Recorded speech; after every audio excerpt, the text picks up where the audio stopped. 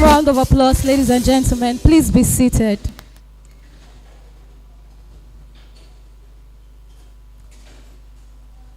Thank you.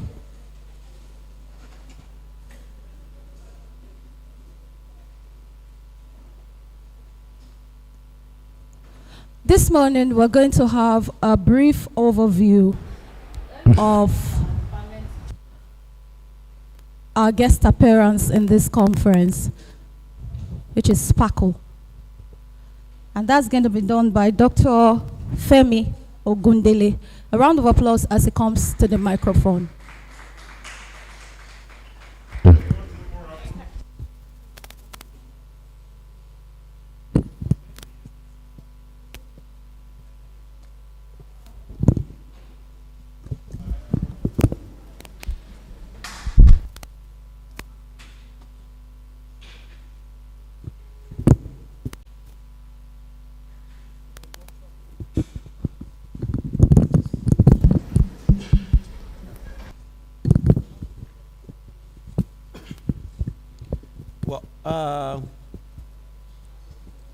I want to say good morning to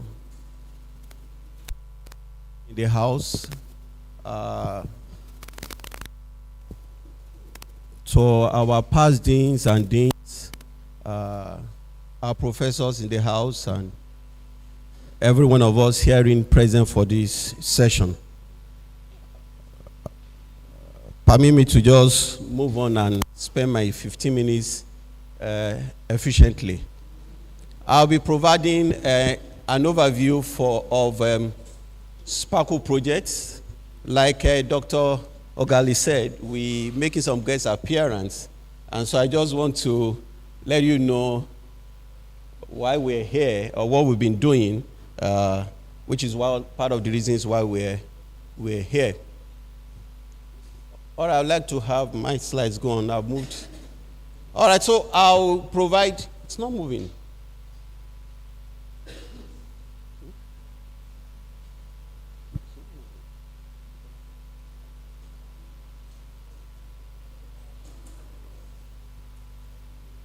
Okay. All right. So, what's the Sparkle project about? It's actually strengthening programming for adolescents and youth through resource and knowledge generation and linked to evidence projects. What really led to the project, or what battered the project, is the fact that we discovered that globally we have youths as a demographic group that is clear-cut and that they are central to development of any nation. And we've found that the investment in youth is actually an investment in the future of any nation. And because they are a clear demographic group, it is easier to actually gain dividends of whatever investment you make into them.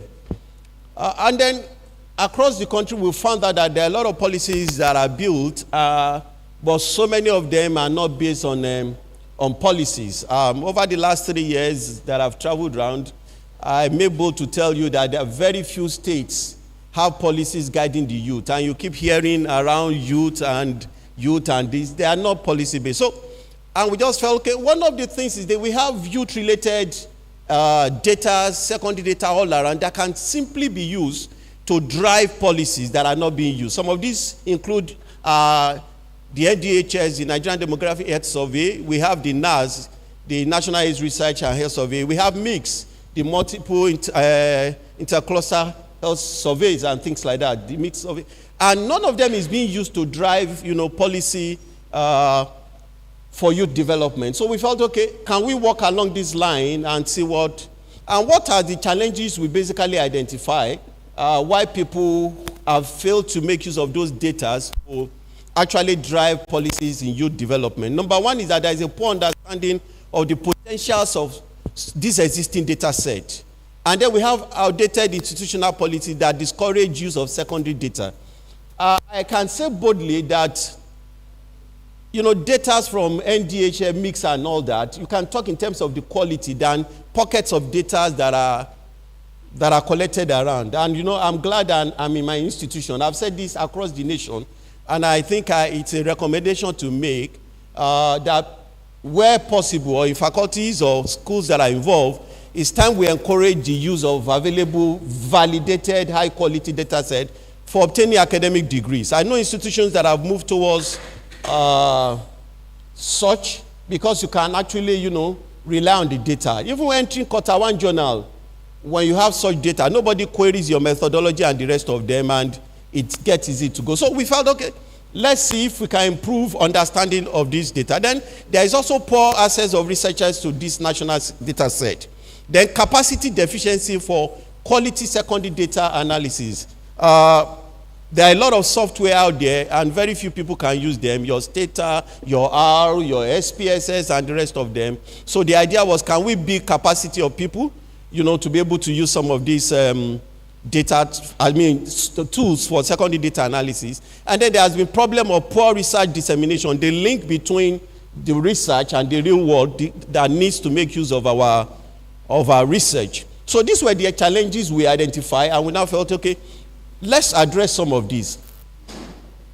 And God's grace, we got catalytic fund from Ford Foundation to kickstart the project about 3 years ago.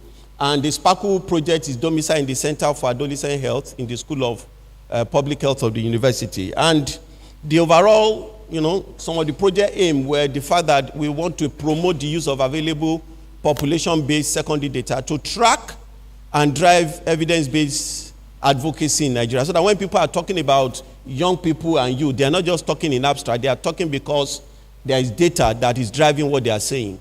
And then another thing is that we aim that we will facilitate paradigm shifts towards optimizing the available secondary data set, and then developing new ones where they are necessary to strengthen and track youth development. One important thing is that some of the things we've done in the course of the 3-year project, we found some deficiency while building some indicators, and we made a recommendation to the National Population Commission so that some modifications can be made in the DHS. Even though the DHS is global in terms of how it's run, each country can domesticate to some extent, bring in some variables that are peculiar to them that will meet their need. For example, we have people pushing for some moral data going forward now, and those people actually emanated from here. The dental department owner was like, can't we start having some moral data in some of these DHS? So that's the idea we had, and that's what we've been doing in the last 3 years. And our overall goal is to contribute to improve development, health and development of youth and young people or adolescents in Nigeria through effective use of evidence, and not just some people sitting down in ministry and drawing policies that are not evidence-based. So what are these that our intended outcome? We want to just quickly improve access and utilization of secondary data on youth development. We want to improve capacity for synthesis and utilization. We want to increase the use of evidence for advocacy, programming and policy making on youth development. We've actually dealt with almost all this. Then to actually improve the knowledge of state of youth in Nigeria. As I go through our activities, you'll see that we have actually attended to all this outcome as we are. So these has been our key activities in the last 3 years.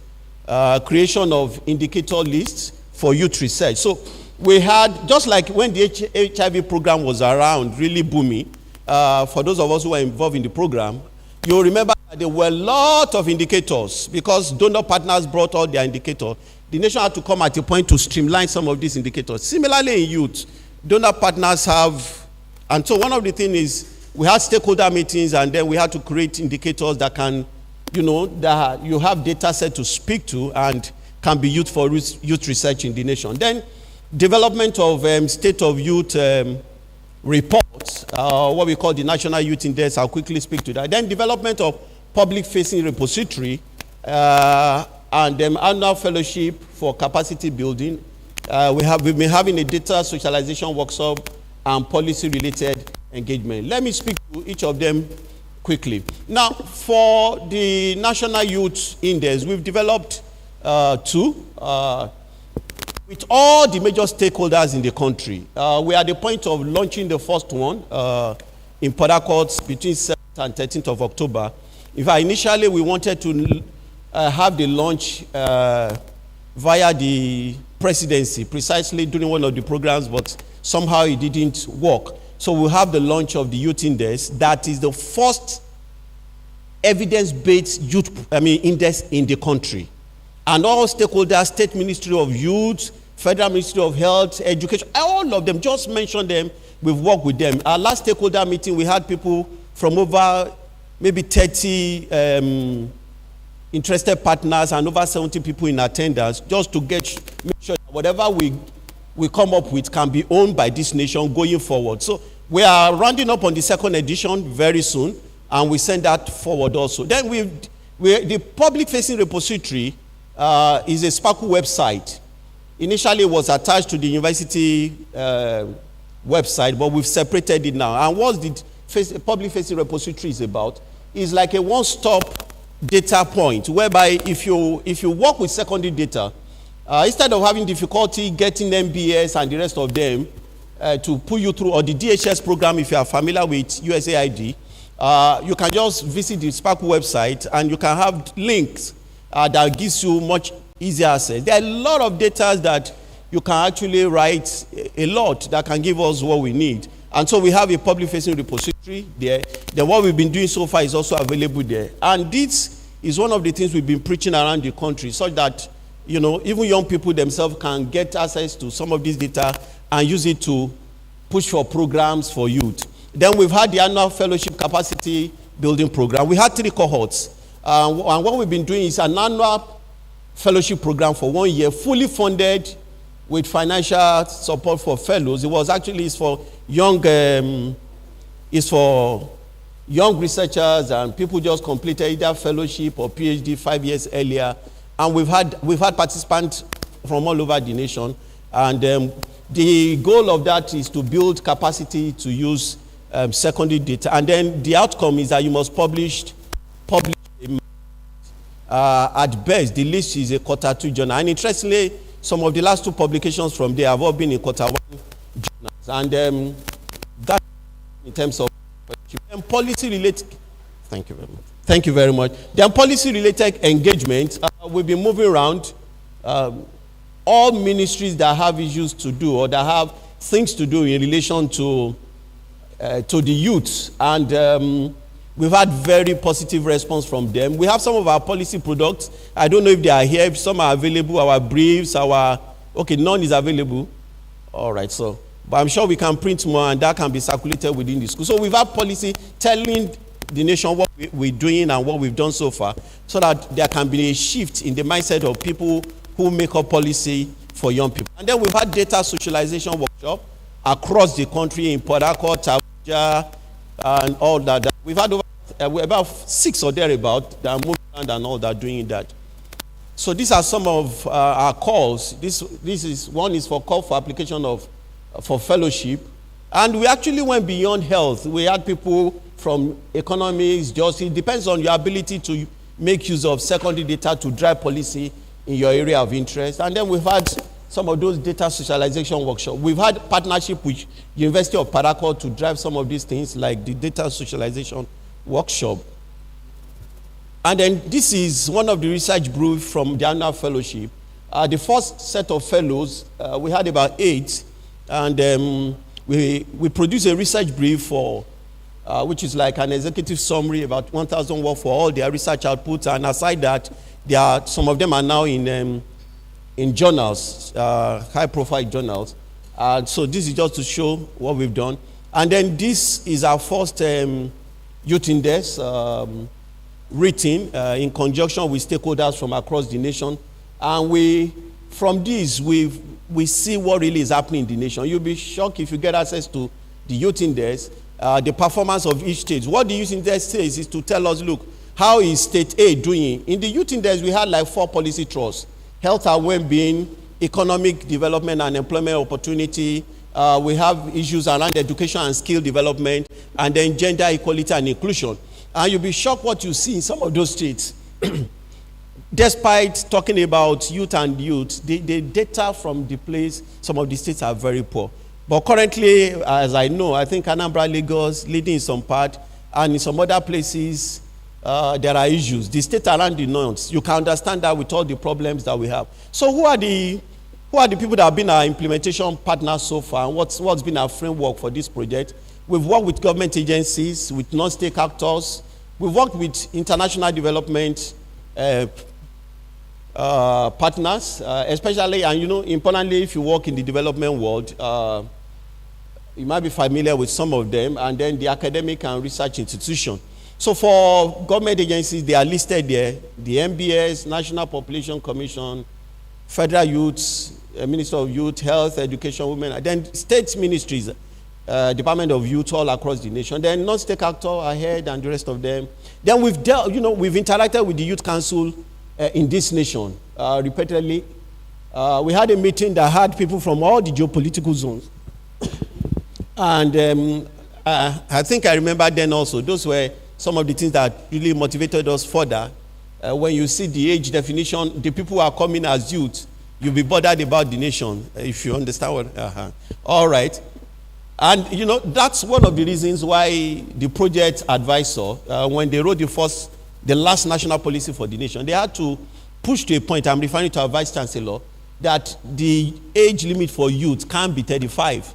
So somehow they eventually succeeded in dropping it between 15 and 29. The federal government initially refused to sign the report because they wanted it kept at age 35. But you see, the reality is that when you keep people around that, internationally what is used is 15 to 24. They expect a good nation. By the time you're 24, you should be good enough to be out of that stage. But let's even take our peculiarities, but not that somebody is 35. And the idea behind that, you can keep telling people they are youth when they've gone halfway out of 70. So then international development fund partners like Ford Foundation, the UN thematic group, especially UNFPA, they've been major partners and support for us. UNICEF have been pushing for the adolescent components of our project. We are trusting that if that works, we may still have another life here for this project in terms of adolescent part of it. And then academic institution, our prestigious university, OAU, and FOIE. So in the last 15 minutes or thereabouts, if I've not exceeded that, I've just given us an overview of what the Sparkle project has done. That we received a catalytic fund from Ford that has supported a lot of things, not just outside, even within the university, that I can boldly say as project coordinator. Thank you very much.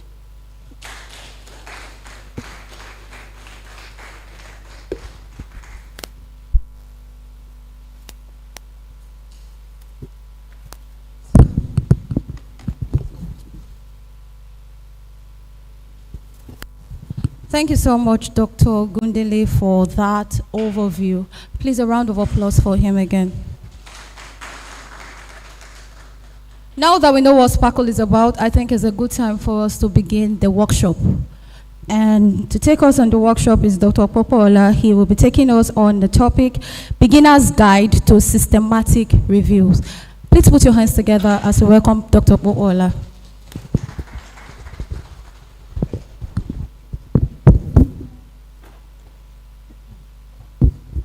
Yeah. So that it can be darker. Thank you. Thank you.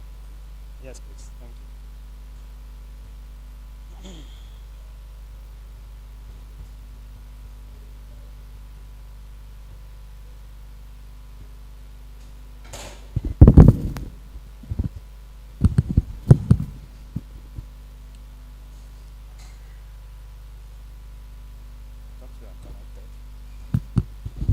Good morning, everyone.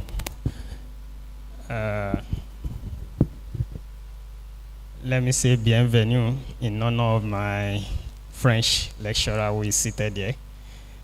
Thank you for being here. Yes, we are here to discuss systematic reviews. I'm trying to bring up some things. I hope the network helps.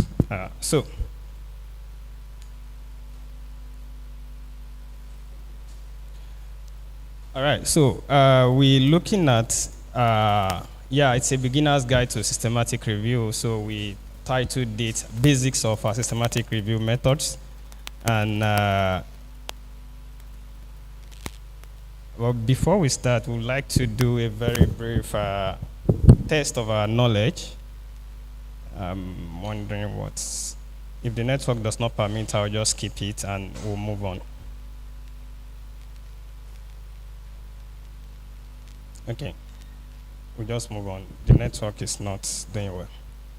All right, so we're supposed to start with a knowledge pre-lecture check-in to know what we are actually, how well we are grounded or what we already know about systematic reviews.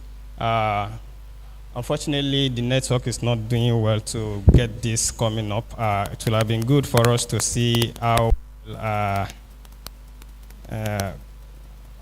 resume this and escape.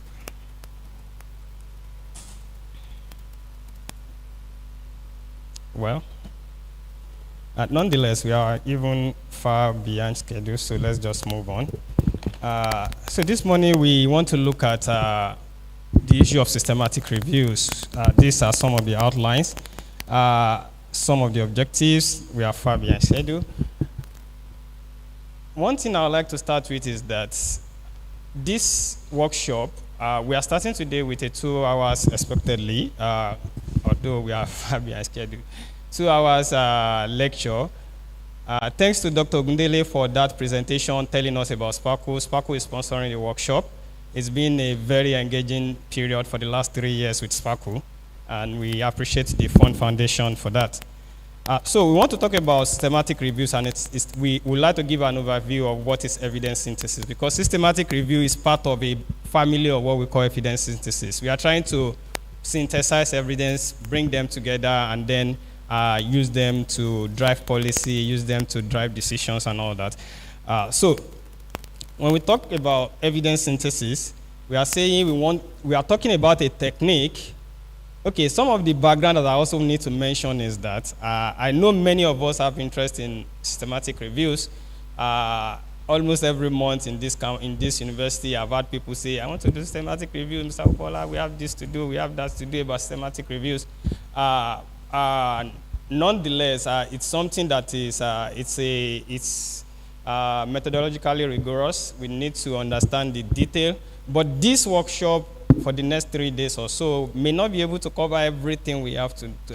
In fact, when Dr. Anulu asked me, how long would we need? I said, okay, we can use 2 hours, we can use 2 days, we can use 10 days, we can use a month. And in fact, we can have a semester course when it comes to systematic. I've taken a semester, I've been part of teaching a systematic review course far away in Canada, just as a course for postgraduate students. So we are not going to be covering everything. But yes, this is going to be the basics that will actually jumpstart us and get us started.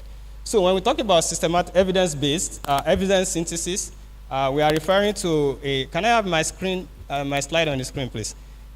We are talking about the use of techniques to combine multiple sources of data, either clinical, observational, to make sure we have comprehensive understanding. Many of us do research, and the research that we do, a number of times, the outcomes are just, they are single outcomes. You have done something, your result is there, but we need to find a way to synthesize everything everyone is doing so that there can be a better impact or a better use of everything we are all doing.